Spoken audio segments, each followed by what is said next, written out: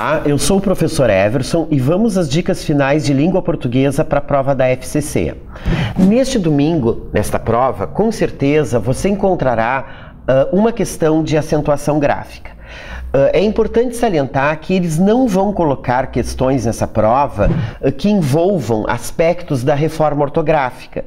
Então é interessante nós estudarmos, principalmente aqui, as 3 regras básicas de acentuação. A regra das oxítonas, das paroxítonas e das proparoxítonas.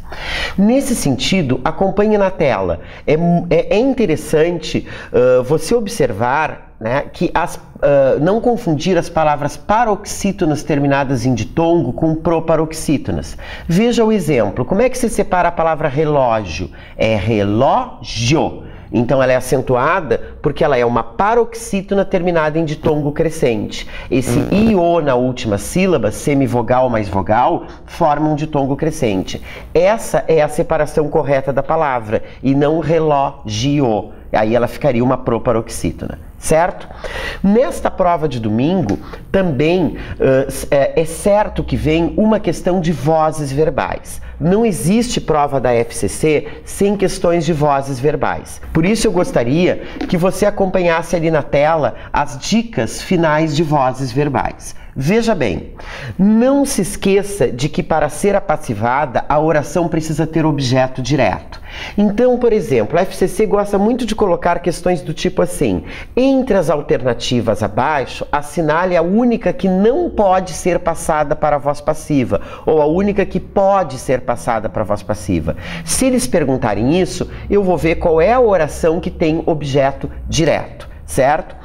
O verbo ser utilizado na voz passiva, ele deve estar flexionado no mesmo tempo em que está o verbo da oração principal, tá? Então vamos ver nesse sentido uma questão FCC típica, tá, de voz passiva. Perto da igreja, todos os poderosos do mundo parecem diletantes. Veja que existe o verbo parecer aí. O verbo parecer é um verbo de ligação. Depois de verbo de ligação, nós não temos objeto direto. Então, essa frase não pode ser apassivada. Letra B. A concordata poderá incluir o retorno do ensino religioso. Que é que poderá incluir? A concordata. A concordata poderá incluir o quê? O retorno do ensino religioso. Essa oração tem objeto direto, então essa oração pode ser apassivada. Como é que ela ficaria na voz passiva? O retorno do ensino religioso passa a ser sujeito, poderá ser incluído pela concordata. Veja que nessa frase nós temos uma locução verbal. Poderá incluir. Então eu vou repetir o poderá no mesmo tempo, no mesmo modo verbal, vou colocar o verbo ser no mesmo tempo do incluir, ser, e o incluir vai para o particípio, incluída. Tá bem? Há estatísticas controvertidas sobre esse poder eclesiástico.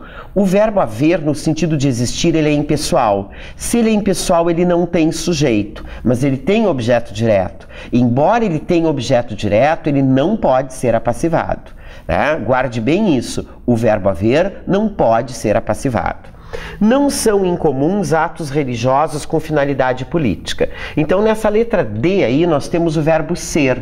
O verbo ser é um verbo de ligação. Verbo de ligação não tem objeto direto, não pode ser apassivado.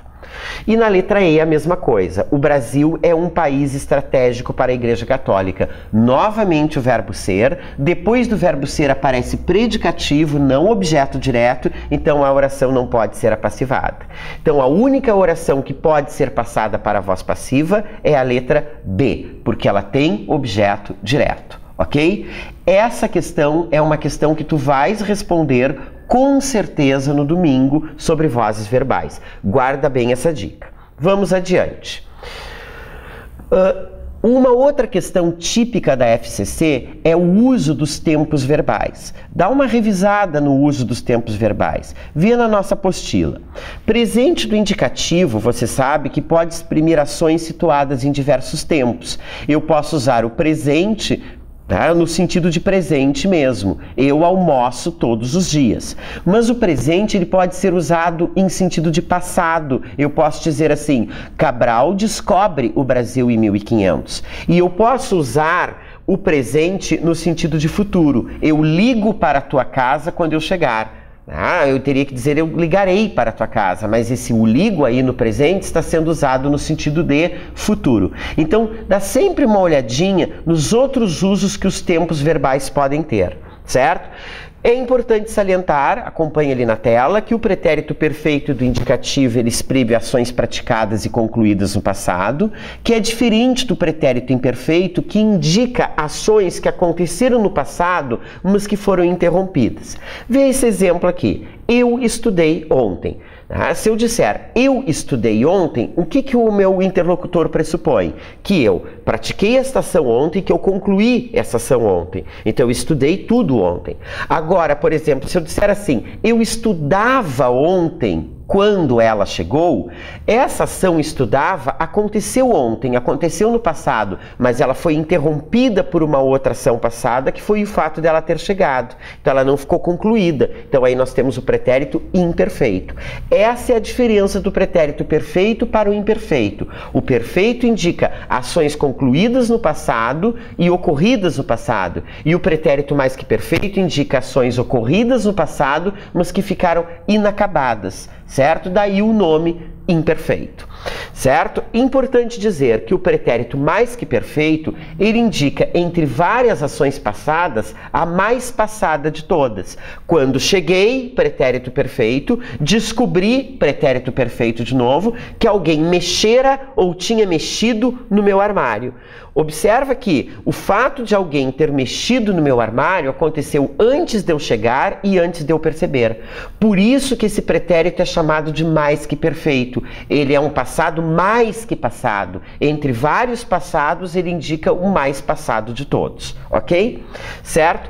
Uma outra questão que é certa que vai aparecer nesta prova de domingo são as questões de regência verbal combinadas com o uso do pronome relativo. O uso do pronome relativo sempre vem em questões da FCC, principalmente combinadas com regência verbal, certo? Nesse sentido, é importante lembrar o que está aqui na tela. Acompanhe aqui na tela, por favor.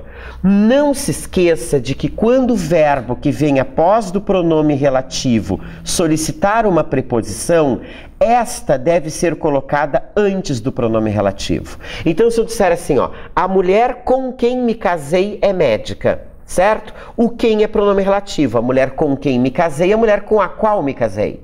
Certo? Então, esse quem é pronome relativo. Agora, olha o verbo que vem depois do quem. A mulher com quem me casei. Quem se casa com alguém. Então, este com, ele sai de perto do verbo e ele vai lá para antes do pronome relativo e fica a mulher com quem me casei. Né? Não se esqueça nunca de que o onde indica lugar. O cujo indica posse, o quem é usado exclusivamente para pessoas e o como é um pronome relativo que indica modo. Ok? Certo? Vamos agora a uma nova dica para a prova de domingo, que é justamente a questão da crase. Você sabe que na FCC sempre vem uma questão de crase. Como é essa questão de crase da FCC? Eles têm dois estilos de questões. Uma é que é para completar lacunas do texto com A com crase ou A sem crase. Outra questão pode ser de corrigir, adaptar frases à norma culta da língua. Então eles vão colocar 5 alternativas para tu julgares qual a que está adaptada plenamente de acordo com a norma culta da língua, certo? E aí nós vamos precisar usar vários conhecimentos e entre eles a crase, certo? Então dá uma olhadinha ali na tela dos lembretes finais para essas questões de crase. Revise os casos em que a crase é proibida. Existem 10 casos em que a crase é proibida. Antes de palavra masculina, antes de verbo, quando A estiver no singular, a palavra seguinte no plural, antes dos pronomes demonstrativos esta e essa, enfim. Na nossa apostila tem tudo isso muito bem detalhado. Tá bem? Se nós não conseguirmos descartar a crase, o que nós vamos fazer? Nós vamos aplicar a regra da substituição. Tá bem? Então, como é que eu vou proceder a essa questão de crase? Imagine que essa questão seja de completar lacunas do texto. O que nós vamos fazer primeiro? Nós vamos tentar eliminar a crase, certo? Porque às vezes eu tenho a lacuna e depois da lacuna uma palavra masculina, então eu já descarto aquela crase ali.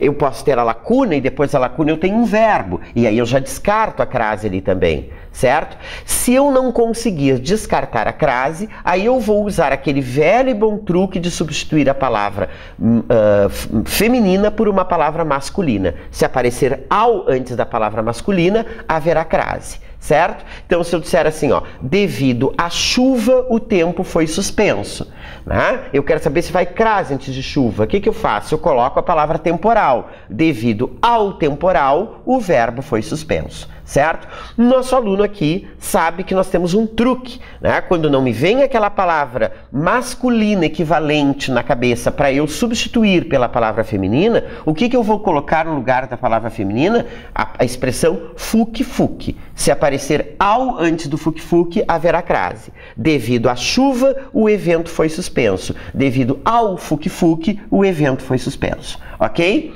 Certo? Também é interessante tu dares uma atenção, né, para o uso da crase nos pronomes demonstrativos aquele, aquela e aquilo, como está aqui na tela, e nas expressões a de, a que e a qual. Certo? Revisa bem esses dois casos, porque um deles ou os dois vão cair, né, nessa prova de domingo. Muito bem? Bom, vamos dar uma olhadinha só nessas lacunas aqui para treinar o nosso truque. Das decisões relacionadas às distrações e dietas, das decisões relacionadas às distrações e dietas, eu quero saber se vai crase aí. O que eu faço? Né? Eu substituo a palavra distrações por fuque-fuques. Das decisões cotidianas relacionadas aos fuque-fuques, deu aos da crase, certo? Tá? As escolhas profissionais e afetivas, também com crase aí, porque tem um E, a mesma coisa ali. Agora vamos dar uma olhadinha ali, ó. Os setores da vida e acarreta algum tipo de ônus a ser pago. O que aconteceu ali? Ser é verbo, é um caso proibitivo, então eu já nem vou aplicar truque nenhum, eu já vou descartar a crase ali, certo? Tá? Então, essa frasezinha aqui com lacunas é bem ao estilo do que a FCC vai colocar e usa sempre esse procedimento aqui que tu com certeza não errarás essa questão, ok? Bom, uma outra questão típica da FCC, um conteúdo que não falta nunca na prova da FCC, é a concordância. Tanto a concordância verbal quanto a concordância nominal. Observa na tela as recomendações finais para tu acertares essa questão. No caso da concordância verbal, revise os verbos impessoais, que por não terem sujeitos, ficam sempre no singular. Então, olha só, esses verbos impessoais tu tens que saber na ponta da língua para esta prova. Quais são os verbos impessoais? O haver no sentido de existir, de acontecer e de ocorrer, o fazer indicando tempo ou temperatura, o ser indicando horário, data ou distância, o estar indicando clima e os verbos que indicam fenômeno da natureza empregados em sentido denotativo, em sentido próprio. Esses verbos vão cair domingo. Por não terem sujeito, esses verbos eles ficam sempre no singular. Então eu digo assim, haverá muitas dificuldades e não haverão muitas dificuldades. Eu vou dizer, faz 3 anos que me divorciei, por exemplo, e não fazem 3 anos que me divorciei, ok? A segunda dica, acompanha ali na tela, o verbo, ele concorda sempre com o sujeito. Preste atenção nos casos em que a oração está na ordem indireta. Nós, frequentemente, fazemos a seguinte construção em língua portuguesa. Nós construímos a nossa frase da seguinte forma, usando ordem direta, sujeito, verbo e complemento. Eu digo eu, sujeito, fui, verbo, ao shopping, complemento, ok?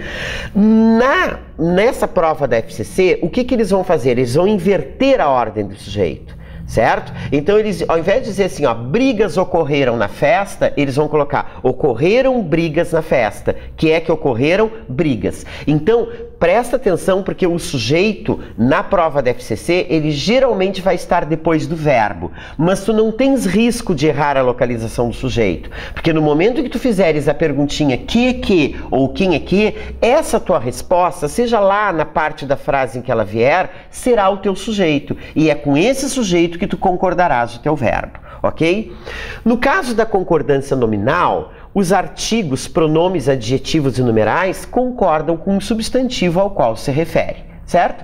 Isso é uma questão básica. Ali nós temos, né, nesse caso, aquela questão famosa, assim, caso a palavra homem da linha 42 fosse substituída por mulheres, quantas outras palavras, né, deveriam ser ajustadas para efeito de concordância, tá? Então nós vamos contar todas essas palavras que acompanham esse substantivo, pode ter um artigo ali, pode ter um pronome, pode ter um numeral, ok? E a gente nunca vai contar com a palavra que eles estão pedindo para substituir. Então presta atenção nisso. Se a palavra homem da linha 4 fosse substituída por mulheres, quantas outras palavras precisariam ser ajustadas para efeito de concordância? Eu contarei todas as palavras menos a palavra mulheres aí, ok? Tudo bem? Vamos adiante. Um próximo conteúdo que é de praxe, que vem sempre na questão na prova da FCC, e aí no mínimo 2 questões sobre ele, no mínimo, às vezes vem até 3, são os nexos, as conjunções. Observa ali na tela. Atente-se para o significado que a conjunção adquire no contexto. Não adianta nós estarmos decorando aqui listas de conjunções. Nós temos que ver o significado que a conjunção tem dentro do contexto em que ela está empregada. Veja, por exemplo, o caso da conjunção como. Se eu disser assim, como estou cansado, irei embora, este como me dá uma ideia de causa. Porque estou cansado, irei embora. Agora, se eu disser assim, ela é bonita como a mãe, esse como já é comparativo. Eu estou comparando ela à mãe. Agora, se eu disser assim, fiz o trabalho como o professor determinou, conforme o professor determinou, este como aí ele já é uma conjunção conformativa. Então presta atenção, não adianta decorar somente a conjunção, tem que ver o significado que ela assume dentro do seu contexto, do contexto em que ela está empregada. A segunda recomendação ali da tela, não se esqueça de que há equivalência de significado entre algumas conjunções, certo? E procure ao menos memorizar uma conjunção de cada tipo. Agora eu gostaria que tu acompanhasse o meu raciocínio aqui no quadro. Vamos adiante. Não podemos nos esquecer aqui da família Anto. Essa família Anto foi um apelido que eu coloquei num grupo de conjunções que eles pedem com muita frequência na FCC. Justamente as conjunções terminadas em Anto. Entretanto, no entanto, portanto, porquanto, conquanto, tanto que e enquanto. O que essas conjunções têm em comum? Todas elas terminam em anto. E o que vai acontecer com essas conjunções? Elas vão cair, elas vão estar domingo na tua prova. Estarão passeando lá tranquilamente pela tua prova domingo, certo? Então vamos observar aqui. Não vamos nos esquecer que entretanto e no entanto me dão uma ideia de oposição. São conjunções adversativas. Estudou pouco, entretanto foi aprovado. Se ele estudou pouco, o que eu vou imaginar? Que ele vai ser reprovado. Ele foi aprovado. Esta ideia é contrária à primeira. Então, entretanto, aqui me dá uma ideia de oposição. Pode ser substituído por no entanto, mesma coisa. Portanto, já me dá uma ideia de conclusão. Certo? É uma conjunção coordenada conclusiva. Estudou muito, portanto, deverá ser aprovado. Se ele estudou muito, qual é a conclusão que eu chego? Que ele deverá ser aprovado. Vamos dar uma olhadinha no porquanto. O porquanto me dá uma ideia de causa. Ele é substituível por porquê. Nós não usamos muito o porquanto, mas ele é perfeitamente substituível por porquê. Porquanto estudou muito, foi aprovado. Foi aprovado porque estudou muito. Porque estudou muito, foi aprovado. Então, a causa, o motivo dele ter sido aprovado foi ele ter estudado muito. Ok? Não vamos confundir porquanto com conquanto. Veja bem, o que varia aqui? O que muda aqui? Somente a primeira sílaba. Muda o por pelo com. Então são palavras parônimas, palavras parecidas na escrita ou na pronúncia, mas que têm significados diferentes. Veja que só a mudança da sílaba altera completamente o sentido, porquanto dá ideia de causa. Porquanto estudou muito, foi aprovado. Estudou muito porque foi aprovado. Porquanto é sinônimo de porquê. Já o conquanto, ele me dá uma ideia de concessão. E aí ele é substituível por embora. Conquanto é igual a embora. Conquanto esteja cansado, estudará até tarde. Embora esteja cansado, estudará até tarde. Não se esquece de que quando aparece o conquanto ou qualquer conjunção concessiva no meu período, o verbo da oração vai estar sempre no modo subjuntivo, que eu esteja, que tu estejas, que ele esteja. Esse verbo está no presente do subjuntivo. Agora vamos passar por tanto que, certo? Também tenho a família anto presente aqui, certo? E o tanto que ele vai me dar uma ideia de consequência. Ele estudou muito, tanto que aprendeu toda a matéria. Qual é a consequência dele ter estudado muito? Ele ter aprendido toda a matéria, ok? E vamos fechar com enquanto, que obviamente me dá uma ideia de tempo. Enquanto estudava, ouvia música. Em que momento ele ouvia música? Enquanto estudava. Então essa segunda oração está sendo, essa primeira oração está sendo o tempo da primeira, tá bem? Certo? Nesta prova de domingo também, com certeza, vai aparecer uma questão de pontuação. Certo? É uma questão de praxe da FCC, tá? Então, nas questões de pontuação, o que eles vão pedir ali? Ou para justificar o uso de algum sinal de pontuação, de um entre vírgulas, por exemplo, ou a substituição de um sinal de pontuação por outro. Aí eles vão perguntar, por exemplo, se a vírgula da linha tal pode ser substituída por um travessão, ou ainda eles podem colocar frases mal pontuadas, 5 alternativas com a mesma frase, com 4 alternativas apresentando má pontuação e uma correta. Então a gente vai ter que corrigir as frases ali. Então, nesse sentido, é muito importante prestares atenção nessas dicas que estão aí na tela. Existem sinais de pontuação que se equivalem. Portanto, eles podem ser substituídos uns pelos outros, certo? Revise os termos da oração que devem vir entre vírgulas. Isso é importantíssimo. Quais são os termos que devem vir entre vírgulas? O adjunto adverbial deslocado, desde que seja longo. O aposto, o vocativo, o predicativo deslocado, as expressões interpositivas, certo? Então, esses termos, eles têm que vir sempre entre vírgulas, tem que estar sempre entre vírgulas, tá bem? Vamos ver aqui então. Observe essa frase que está ali na tela. Na esfera profissional, as ressalvas multiplicam-se com um agravante. A desconfiança não fica restrita à habilidade de comunicação. Se lá na FCC eles pedissem para a gente justificar esses sinais de pontuação, o que nós diríamos? Na esfera profissional nós temos aí um adjunto adverbial deslocado, um adjunto adverbial longo que é colocado lá no início da oração. Então essa vírgula se justifica por isso. As ressalvas multiplicam-se com um agravante, 2 pontos. O que esses 2 pontos estão fazendo aí? Eles estão introduzindo um aposto enumerativo. Ele vai enumerar quais são, não é, esses agravantes. A desconfiança não fica restrita à liberdade de comunicação, certo? Eu não sei se tu observas aí também que sempre quando os 2 pontos eles introduzirem uma explicação, eles podem ser substituídos por pois. Na esfera profissional, as ressalvas multiplicam-se com agravante, pois a desconfiança não fica restrita à liberdade de comunicação, certo?